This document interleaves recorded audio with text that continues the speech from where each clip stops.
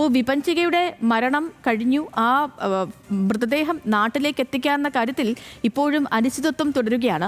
Postmortem report വൈകുന്നതിനാലാണ് മൃതദേഹം വിട്ടുകിട്ടുന്നതിൽ ഈ കാലതാമസം നേരിടുന്നത്.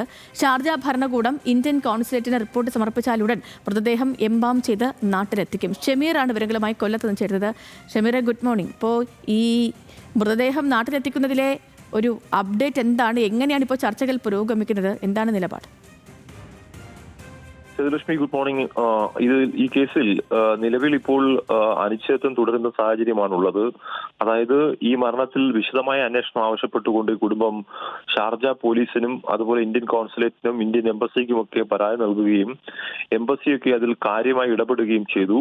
എന്നാൽ അവിടെ ചില അവധി ദിവസങ്ങൾ വന്നതും പിന്നീട് ഈ പോസ്റ്റ്മോർട്ടം നടത്താൻ വൈകിയതുമൊക്കെ ഇപ്പോൾ പോസ്റ്റ്മോർട്ടം തിരികെ കിട്ടുന്ന കാര്യത്തിലും അനിശ്ചിതത്വമുണ്ട്.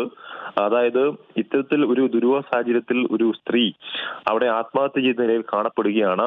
അപ്പോൾ അത് ആത്മഹത്യയല്ല, കൊലപാതകമാണ് എന്നാണ് വിപഞ്ചിയുടെ അമ്മ ശൈലജയുടെ പരാതി. ആ പരാതി ഷാർജ പോലീസിന്റെ പക്കലുണ്ട്.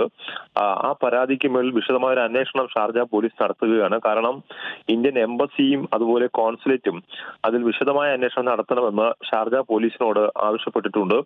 അതുകൊണ്ട് ആ വിശദമായ അന്വേഷണം നടത്തും. അതുപോലെ പോസ്റ്റ്മോർട്ടം നടപടികൾ നടത്തുമ്പോൾ ശരീരത്തിൽ ഉൾപ്പെടെയുള്ള പാടുകൾ, അതുപോലെ ആന്തരിക അവയവങ്ങൾക്ക് വല്ലതും പഴിക്കേറ്റിട്ടുണ്ടോ, അങ്ങനെ വിശദമായ ഒരു റിപ്പോർട്ട് അവർക്ക് സമർപ്പിക്കേണ്ടതുണ്ട്. അതുകൊണ്ട് തന്നെയാണ് ഷാർജ ഫോറൻസിക് വിഭാഗം പോസ്റ്റ്മോർട്ടം കഴിഞ്ഞ ശേഷവും ഇതിൽ വിശദമായ ഒരു റിപ്പോർട്ട് സമർപ്പിക്കുന്നതിനുള്ള കാലതാമസം എടുക്കുന്നത്.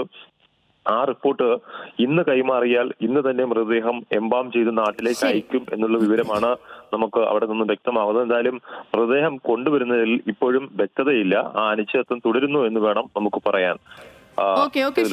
വ്യക്തമാണ്. ശരി.